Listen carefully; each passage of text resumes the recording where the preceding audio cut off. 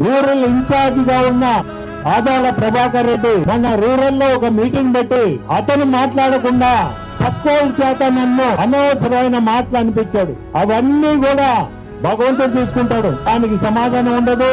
దానికి నేను ఒక్క మాట కూడా మాట్లాడను, ఎందుకంటే పైన భగవంతుడు ఉన్నాడు, ఆయన చూసుకుంటాడు. ఏ టైంలో చూసుకోవాలో ఆ భగవంతుడికి తెలుసు, మనం చెప్పాల్సిన అవసరమే లేదు దాని గురించి కూడా. మనసు గాయపడి ఎక్కడ ఈ పార్టీలో చేరా నేను ఈ మధ్య. సో మనం అందరం కూడా చంద్రబాబు నాయుడు గారిని ముఖ్యమంత్రి చేసే కార్యక్రమంలో మన అందరం ఉన్నాం. భాగంగా మీ అందరూ కూడా రేపు శ్రీధర్కి ఓటేసి శాసనసభను పట్టించి మన అందరం చంద్రబాబు నాయుడు ముందు ఆ కుర్చీలో కూర్చోబెట్టాలి. తర్వాత నాది నెక్స్ట్, నేను మీ ఎంపీగా పోటీ చేస్తున్నాను.